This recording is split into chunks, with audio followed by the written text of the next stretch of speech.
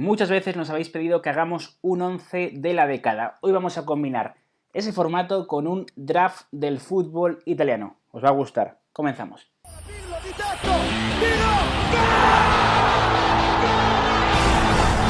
¿Qué tal, amigos y amigas del canal, amigos y amigas de Soy Calcio? Grazie ragazzi, forza Soy Calcio. Bienvenidos a un nuevo vídeo, un vídeo bastante especial porque, José, hoy vamos a estrenar un formato que creemos que puede estar bastante guay. Sí, la verdad que sobre todo nos va a ayudar mucho a aprender del fútbol italiano, porque sí que es verdad que todos tenemos claro pues esos nombres importantes de las décadas y de los periplos de equipos que han ganado, por ejemplo, Champions League o de los mundiales que ha ganado Italia, pero tampoco tenemos esa percepción de jugadores que también han sido muy importantes en un segundo plano en la década y que sobre todo nos va a ayudar este juego también a entretenernos con eso, ¿no? A descubrir esos tipos de nombres y hablar un poquito de esa década y de la historia del fútbol italiano. Y diréis vosotros, ¿por qué vamos a aprender muchos nombres si al final son 11 futbolistas? No. Tenemos una serie de reglas para este draft, esta serie que vamos a iniciar con todas las décadas desde los años 60 en el fútbol italiano, y son las siguientes. Vamos a tener dos equipos. Uno lo va a elegir José, otro lo voy a elegir yo,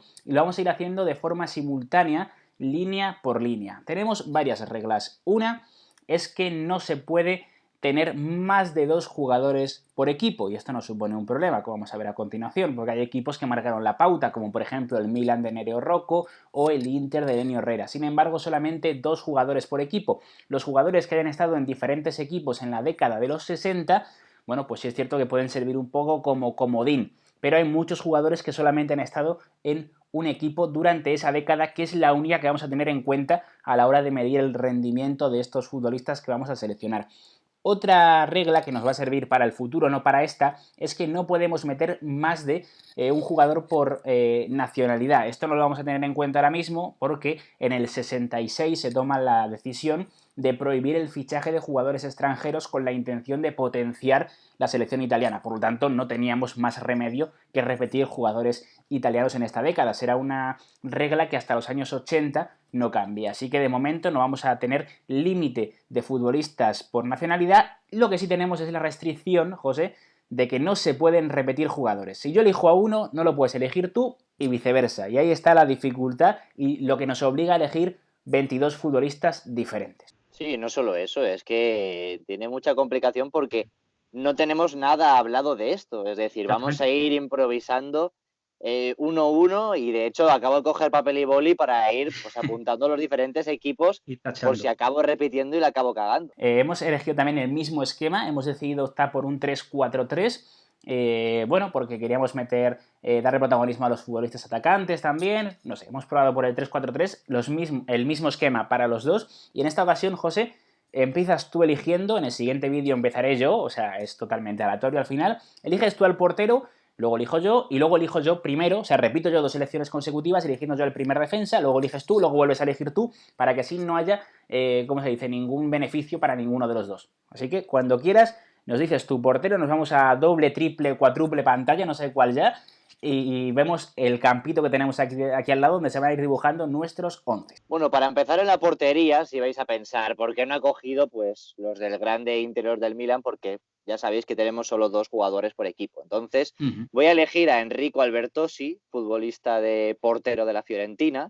Es un gran portero en estos años 60, acaba siendo importante en el Cagliari del Scudetto, también en el Milan de los años 70 posteriormente. Es el portero de Italia en el Mundial del 70, estuvo convocado también en esa Eurocopa que acaba ganando en 1968 la selección italiana, y en los 60 pues es que tuvo bastantes premios, ganó dos Copas Italia con la Fiorentina, el Scudetto con el Cagliari, esa Recopa de Europa con la Fiorentina y la Copa Mitropa que ganaron los Viola en el 66, así que muy laureado Enrico Albertosi, que se decía que era pues un poquito esa competencia de otros porteros que seguro que ahora uno de ellos lo has elegido tú. Pues tengo que decirte que me has quitado el Bertossi, que era mi primera opción, porque así pues tenía pensado aprovechar un poco el comodín de que juega la Fiorentina, y voy a optar por Dino Zoff. Dino Zoff, que es uno de los grandes porteros de la historia del fútbol italiano, pero que en la década de los 60 donde estaba era en el Napoli. Luego, posteriormente, en los 70 se hará grande en la Juventus, reemplazará a Albertosi en la selección italiana, es cierto, pero en los 60, yo aprovechando que está en el Napoli, pues digo, mira, voy a coger el comodín del Napoli, no voy a gastar jugador de Juve, Inter y Milan, que eran un poco los equipos más potentes en aquella década, y me voy a quedar con Dino Zoff, por ejemplo, desechando a Lorenzo Buffon, que es primo segundo del abuelo de Gigi Buffon, que era el portero del grande Inter de Lenio Herrera y anteriormente, en la década de los 50, grandísimo portero del Milan. Elijo mi primer defensa, después de elegir al primer portero, que es del Napoli.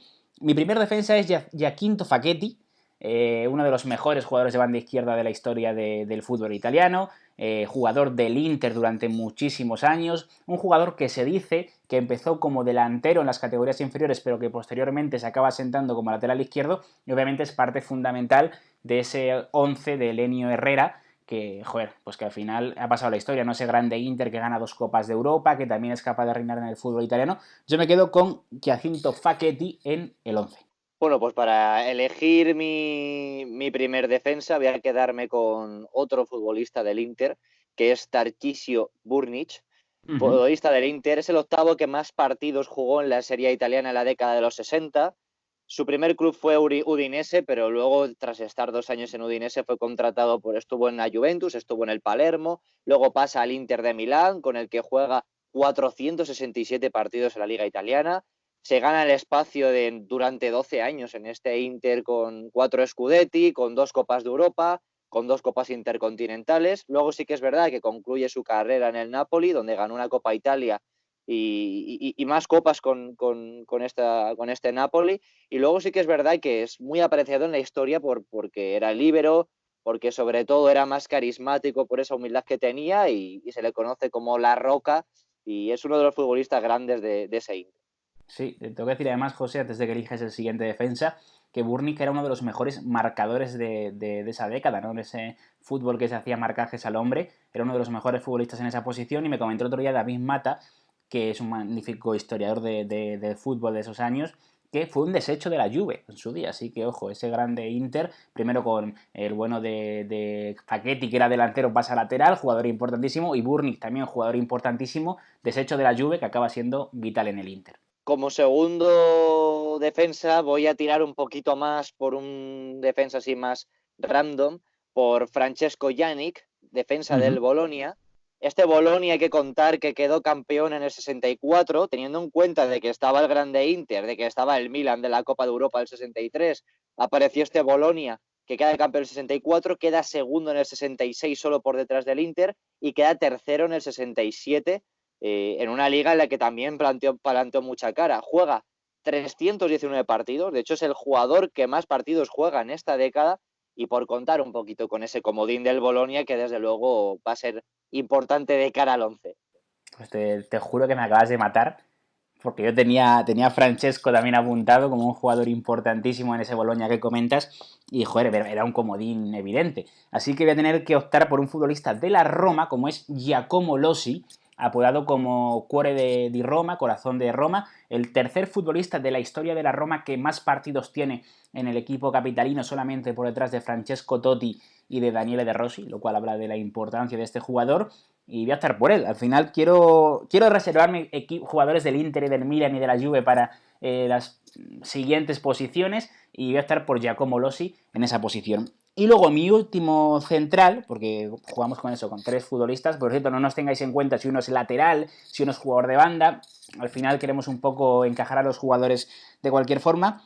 Tengo a Cesare Maldini, el padre de Paolo, el grandísimo Cesare Maldini, uno de los mejores futbolistas y luego posteriormente técnico de la historia del fútbol italiano, defensa del Milan, que es cierto que en los 60 pues es la década en la que se retira. Él tuvo más gloria en los años anteriores, en la década de los 50, pero ya en la década de los 60 pues también está en el Milan y también es importante en ese equipo tan vanguardista de Nereo Rocco, ¿no? Con la implantación del catenaccio en el fútbol italiano. Bueno, mi tercer defensa voy a hacer un poquitín de trampa porque como hemos puesto que el jugador sea del equipo, es decir, consideramos que el equipo es en el que más años ha jugado en esta década, voy a quedarme con un jugador que a los latinoamericanos os va a gustar mucho, que es Víctor Benítez, un defensa peruano que estuvo en la Roma y en el Milan. Era considerado también como un mediocampista, era algo extraño porque, sobre todo, por ejemplo, también el caso de Maldini, se decía que también se le consideraba centrocampista, entonces era un poquito complicado en esa posición, pues en el pivote de defensa mediocampista. En este caso estamos hablando de un defensa pues que fue el primer peruano en jugar en la historia del Milan, gana la Champions con el Milan en el 1963, sobre todo pasa como un jugador muy férreo y era pues también el que ayudaba mucho pues a Maldini y a Trapattoni a sujetar esa parte central, acaba siendo un jugador importante y como juega 2 años en el Milan y 2 años en la Roma, pues le consideramos de la Roma para tener otro comodín para mejores jugadores en la parte de adelante. Así que haciendo un poquito de Has trampa, tirado de pero comodín, no pasa nada. Está totalmente he tirado aceptado, de yo creo. comodín. Que por cierto, hay que estará viendo la gente que estoy aquí apuntando, mirando al suelo, porque estoy apuntando los jugadores que llevo de cada equipo. No me quiero equivocar y que luego la gente en comentarios se nos tire al cuello. Así que llevo la nota de cuántos jugadores llevo por equipo. No nos podemos pasar de 2, así que lo tengo todo aquí apuntado. Eliges tu primer centrocampista. Izquierda, ¿eh? Estoy escribiendo con la izquierda que, bueno, no entiendo nada de lo que estoy poniendo, pero intuyo que más o Está menos bien. me haré un poquito la idea. Eliges tu Por el primer comen- centrocampista. Eso es. Mi primer centrocampista, voy a terminar ya con el Inter, prontito, ¿eh? Voy a terminar prontito con el Inter. Me voy a quedar con Luis Suárez, el Balón de Oro español que estuvo en el grande Inter del Año Herrera, uno de los grandes legados del Año Herrera en este grande Inter, un futbolista increíble, ¿no? Ese primer Balón de Oro español que ha pasado a la historia y que sobre todo pues acaba teniendo muchísima importancia en estas Champions que acaba ganando este grande Inter y que es sobre todo un futbolista muy importante para el equipo. Sí que es verdad que luego hay jugadores, por ejemplo, como Mario Corso, que era pues más vital, de hecho pues era uno de los que más partidos tenía de la década como segundo, había jugadores pues también muy importantes dentro de este Inter en el centro del campo, pero bueno, voy a tirar de Luis Suárez, que creo que ha sido uno de los grandes jugadores en Italia, sobre todo del apartado extranjero. Me sale una sonrisita que has cogido a Luis Suárez, al arquitecto, que era un magnífico jugador, el único Balón de Oro español, pero me va a permitir coger a dos jugadores que quería seleccionar. El primero es Gianni Rivera, el Bambino de Oro, el segundo jugador italiano capaz de ganar el Balón de Oro, después de Omar Sivori, que era ítalo-argentino y que lo había ganado en el 61.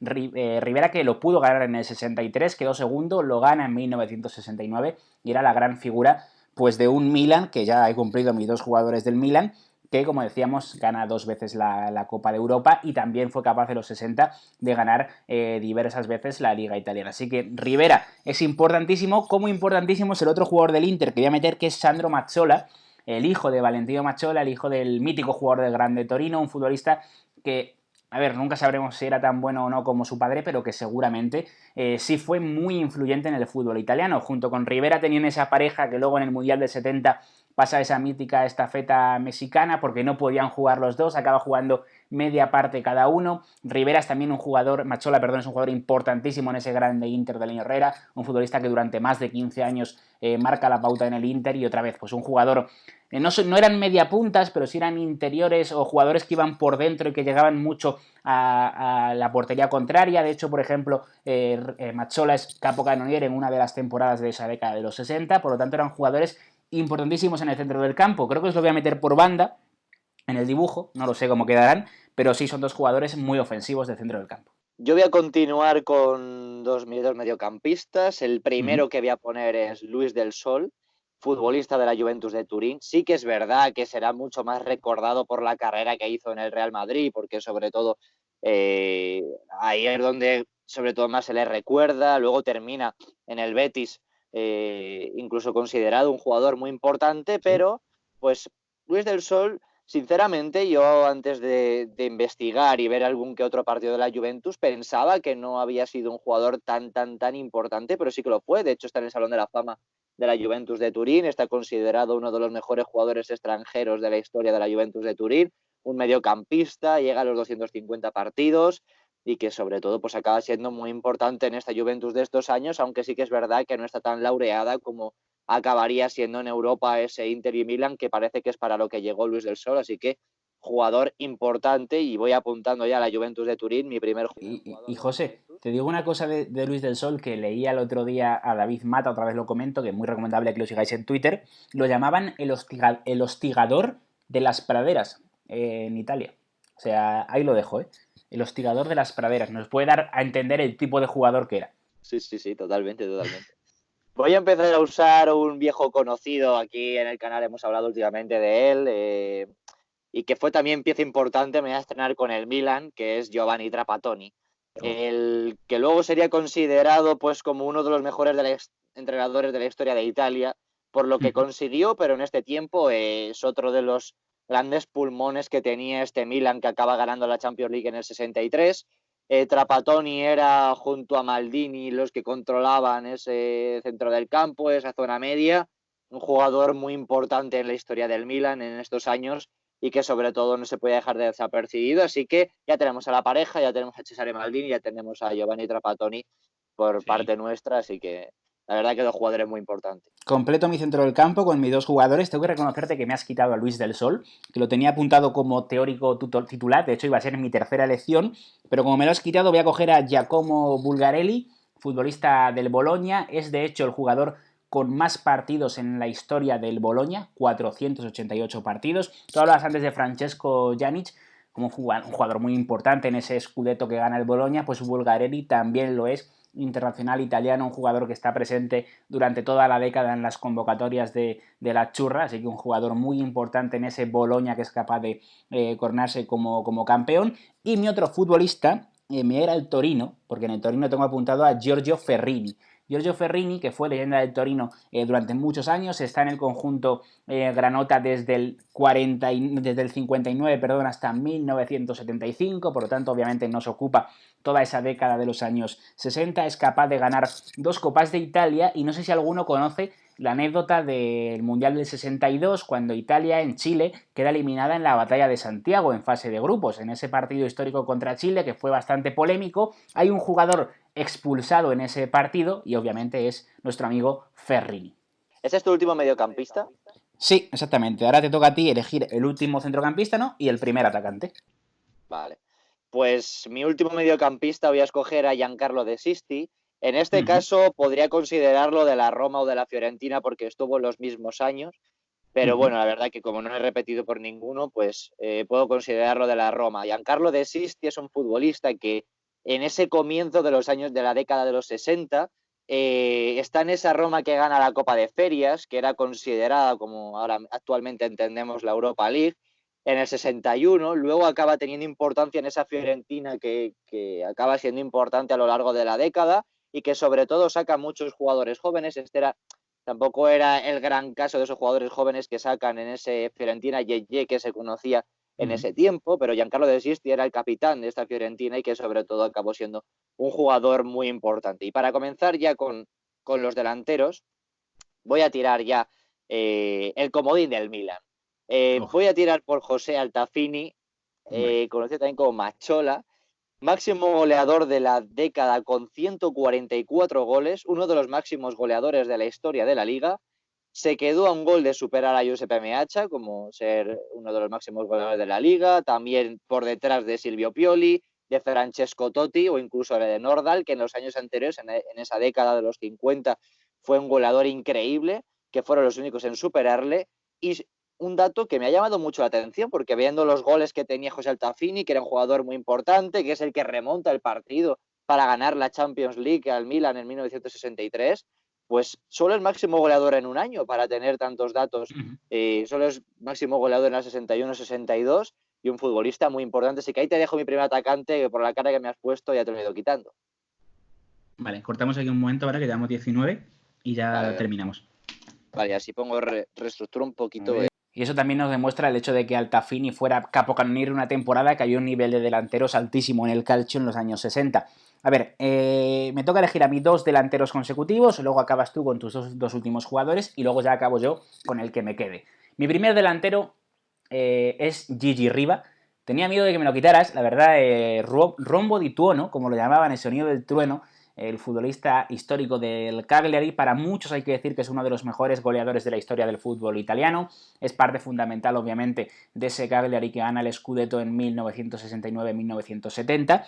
Y un jugador pues que tenía el gol por bandera. Tiene mucho mérito, ¿no? Que él no es sardo, es de la Lombardía, acaba llegando a Cagliari, hace toda su carrera en el equipo de Cerdeña y al final, pues como decíamos, es capaz de llevar al título al equipo. Es un mito absoluto del calcio y es mi primer y único jugador del Cagliari. El otro futbolista que he elegido es un jugador de la Juventus, que no tenía ninguno, y es Omar Sívori, que el otro día nos criticaron mucho por no haberlo elegido en el 11 de argentinos. No lo elegimos porque, aunque es argentino y aunque llegó a jugar el Mundial con Argentina, de hecho también juega un Mundial con Italia, porque se nacionaliza italiano, y de hecho gana el Balón de Oro en el 61 porque se nacionalizó italiano, y por eso en ese momento solamente podían ganar balones de oro jugadores europeos. No sé si te has tocado algún plan con el fichaje de Sívori, pero bueno, acabas tú tu 11.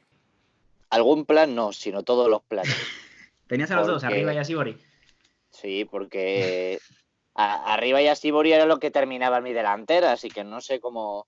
Vamos a reestructurar esta delantera, ya que Irati nos la ha jorobado. Vamos a empezar con Kurt Hamrim, de la Fiorentina, segundo máximo goleador extranjero de la historia de la Liga Italiana, solo por detrás de Nordal, 188 goles. Segundo máximo goleador de esta década en Italia con 132 goles, solo por detrás de José Altafini, y uno de los mejores jugadores extranjeros de la historia de la Liga Italiana. Por tanto, completamos ese cupo de la Fiorentina. Y sí que es verdad que tenía diferentes opciones y ahora me has dejado, pues, que vaya a coger un jugador del Bolonia. Yo cierro también mi segundo jugador del Bolonia, que es Harald Nielsen. Tiene una historia bastante curiosa porque es un delantero que estuvo 6 años en el Bolonia, llega muy joven, llega con 20 años desde Dinamarca, metió 44 goles en 50 partidos en Dinamarca, estuvo luego un año en el Inter, pero sí que es verdad que estos últimos años, estando uno en el Inter, luego en el Nápoles otro, luego en la Sampdoria otro año, se acabaría retirando con 29 años en la Sampdoria porque no paraba de tener lesiones, no podía llegar a ese rendimiento esperado. Y es verdad que tampoco es un jugador que haya tenido mucho renombre. De hecho, realmente investigando es que tampoco se hablaba prácticamente de él, pero es que suma 81 goles en 157 partidos, que es una auténtica barbaridad. El máximo goleador en el Scudetto que ganaron en 1964 el Bolonia. El máximo goleador en 2 ligas consecutivas, 62-63 y 63-64. Solo por detrás, en este Riva era el que más máximo goleadores tenía en esta década, que ganó 3 en los últimos 4 años de la década. Es el único que se le supera, pero es que metió en su carrera profesional 129 goles en 229 partidos, que habla de esa capacidad goleadora que tenía. Sí que es verdad que estaba entre él o Luis Vinicio, que es un futbolista del Vicenza, que fue uno de los mejores jugadores extranjeros de la historia de la liga, estaba incluido en el top 50 de los mejores jugadores extranjeros del siglo XX de la Liga Italiana, que también marcó muchísimos goles en ese Vicenza, pero sí que es verdad que me voy a quedar con Harald Nielsen, sobre todo por ese reconocimiento perdido que ha tenido. Pues te tengo que decir que tenía a Hammerring como supuesto titular, me lo has quitado. Tenía a Nielsen como supuesto suplente. Y creo que me voy a tener que quedar cuando tenía a Jair da Costa del Inter, pero como no puedo elegir más jugadores del Inter, no lo puedo meter, así que me voy a quedar con Paolo Manfredini, futbolista de la Roma, completo mi cupo de la Roma, argentino de nacimiento, se marchó desde Racing a la Roma y bueno, marcó un montón de goles, 77 goles en 130 partidos con la Roma en los años que estuvo. Luego posteriormente también estaría en el Brescia, estaría incluso en el Venecia, lo cual me ha puesto más fácil todavía que lo acabe escogiendo. Y al final pues hemos completado nuestros 11 de forma... Se nos ha acabado complicando porque al final queríamos los dos a los mismos delanteros, también es obvio, pero creo que hemos conseguido salir del paso de forma más o menos aceptable. Recordemos, hemos tenido que cumplir una serie de reglas, no repetir más de 2 futbolistas por equipo y eso al final nos lo ha puesto un poco complicado. Pero yo creo que, José, se nos han quedado un par de 11 bastante interesantes.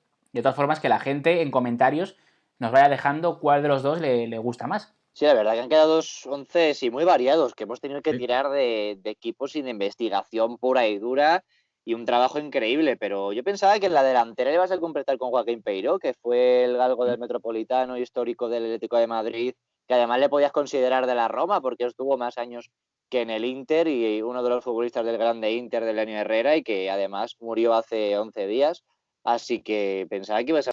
Sí, es que, a ver, le debo mucho a los argentinos que me dieron muchos palos el otro día por no meter a Milito en el 11 y demás, así que digo, bueno, voy a cumplir, voy a meter unos cuantos argentinos y así ya no se meten conmigo.